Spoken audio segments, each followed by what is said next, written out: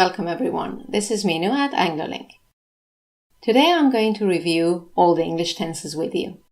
As you will remember, in our first 9 lessons in the series Learn the English Tenses, each time we took 2 or 3 different tenses and looked at the formulation and usage of those in detail.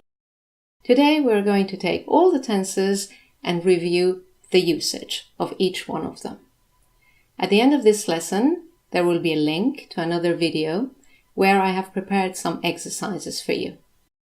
These exercises are going to be quite challenging, but also a lot of fun, where you will have to choose the correct tense among all the tenses that you will review with me in this lesson.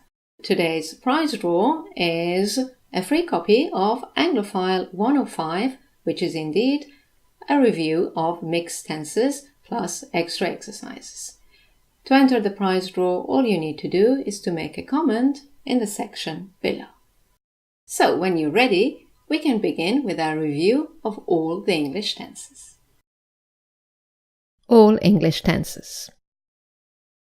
As you know, I have explained the different English tenses to you in my 9 videos on tenses. In each video, we have looked at the formulation and usage in detail. In this lesson, we're going to summarize and review the usage of all these tenses together.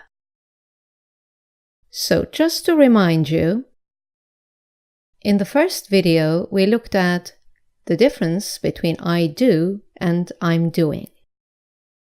Then, we looked at the difference between I'm doing and I have been doing. In the third video, we looked at I have been doing and I have done.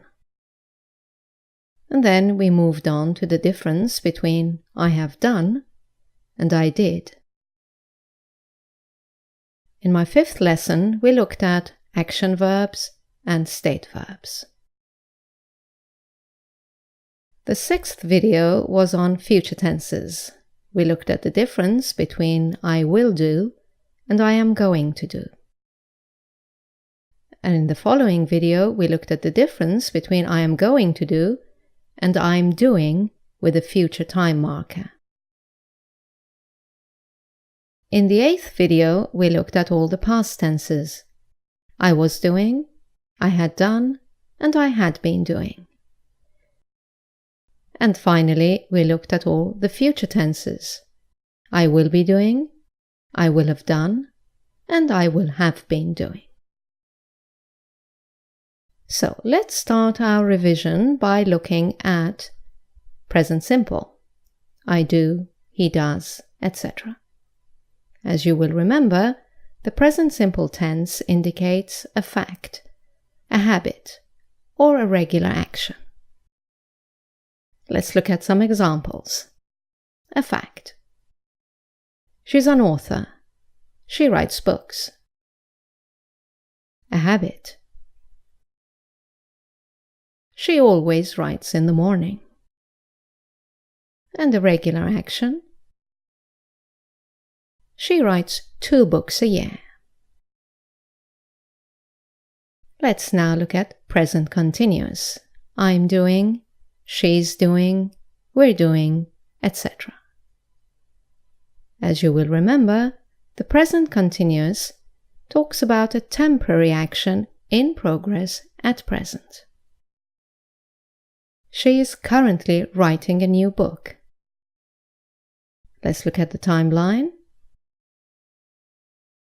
The action is happening now.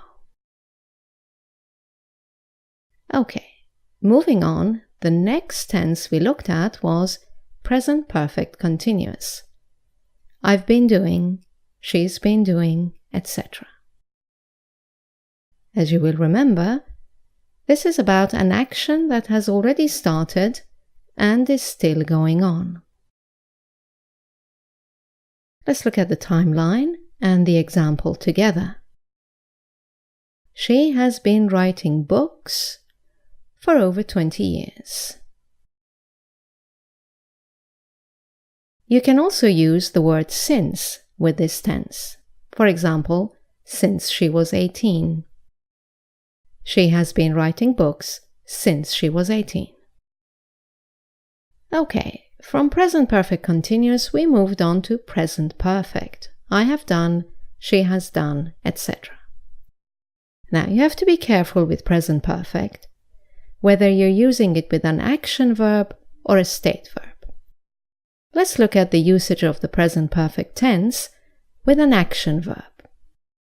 When you use this tense with an action verb like sit, go, come, dance, etc., it indicates a completed action, but there is no time specified in the past.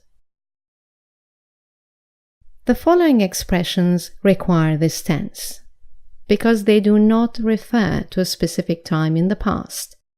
They mean some time in the past until now. So far. Already. Not yet. Recently. Just. Ever. Never. Today until now. This year until now. In the last few years. In the past week. For example, she has already written 40 books. Let's look at the timeline. The action is completed without saying exactly when. It's completed before now, which is the time of speaking. Now, looking at the present perfect tense with state verbs, it's completely different. Remember that a state verb doesn't take a continuous tense. So, with a state verb, the present perfect has replaced the present perfect continuous. Which means that, with state verbs, the present perfect shows a state that continues from the past to the present. For example, she has been a writer for 15 years, because we can't say she has been being a writer for 15 years. Or, I have known her since 2010. Again, because know is a state verb, and we cannot put it in the present perfect continuous tense. So we switch it back to the present perfect simple. I have known. But the timeline will look exactly like the present perfect continuous tense. A state that started in the past and continued and is still correct at the present moment. Right, moving on to the past simple. I did, she did, etc. Remember that initially we contrasted past simple with present perfect. Because past simple is also a completed action, but at a specified time in the past. Any time expression that refers to a specific time in the past requires this tense. For example, yesterday, last year, a week ago, when I was young. For example, she wrote that novel many years ago. Let's look at the timeline. She wrote that novel many years ago, or yesterday, or 2 weeks ago, or when I was 10. You have a specified time in the past. Okay, moving on now to past continuous. I was doing, we were doing, etc. As you will remember, this is an action in progress in the past, either when a shorter action took place or at a very precise moment. Let's look at the timeline. She was writing that novel when she became ill. The next tense we looked at was the past perfect. I had done, we had done, etc. And as you will remember, that was about a completed action in the past, either before another action took place or before a very precise moment. Let's look at the timeline. She had written that novel before she became ill. Okay, moving on to the next tense, which was past perfect continuous. I had been doing, we had been doing, etc. And as you remember, this is an action that had started, continued for some time, and was still in progress in the past. Either before another action or before a very precise moment. Let's look at the timeline. She had been writing that novel for a few months when she became ill. Okay, moving on to future tenses now and starting with future simple. As you will remember, there are two main usages. The first one is a decision at the time of speaking, and this is used mainly in dialogues, and it's best to use the contracted form. For example, someone says, Dan called earlier, he wants you to call him back. Reacting to this sentence, the listener will say, okay, I'll call him as soon as I can.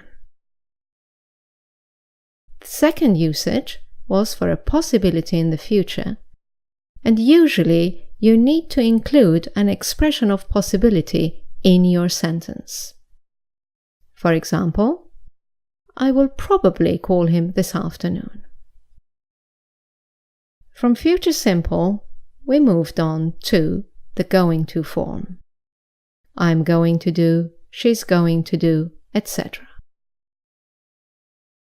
And as you will remember, there are also two usages. The first one is an action in the future that has already been planned by the speaker. For example, I'm going to call Dan after lunch. The speaker has already decided what he or she is going to do. This form is also used for something that is certain to happen in the near future. I know he's going to invite me out. The speaker is sure that this action is going to happen. Right, then we contrasted going to with present continuous with a future time marker. I am doing something tomorrow. She's doing something next week, etc. And as you will remember, this refers to a fixed arrangement for the future. For example, Dan has invited me out for dinner and I've accepted his invitation. We have a date. So you should say, I'm having dinner with Dan tonight.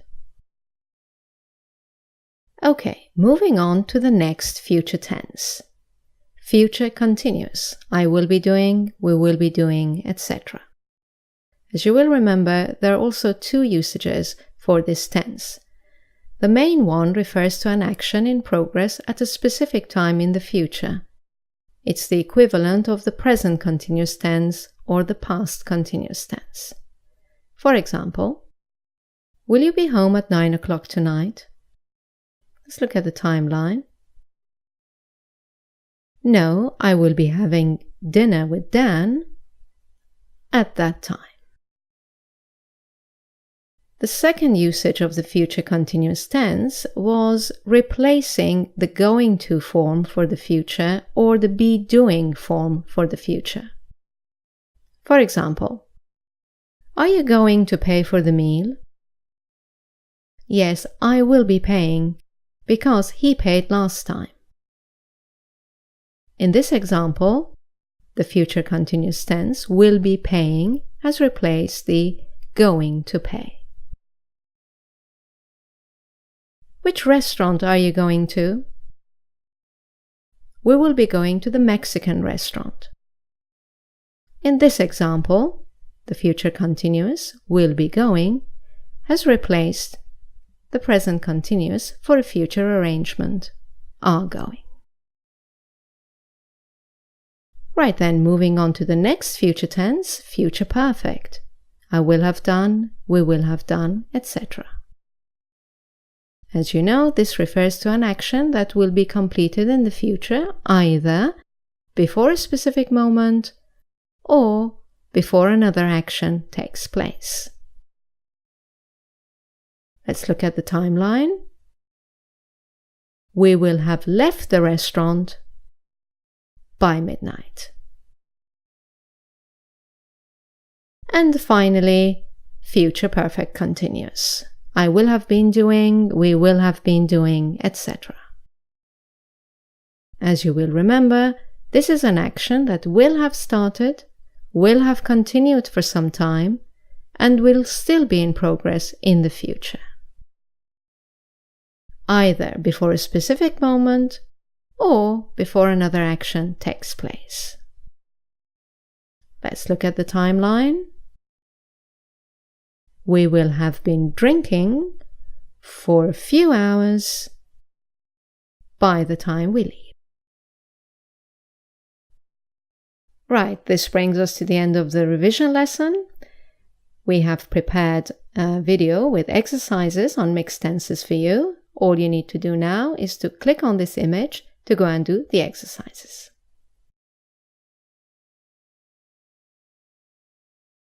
Thank you for watching. I look forward to seeing you in our next video. Bye now.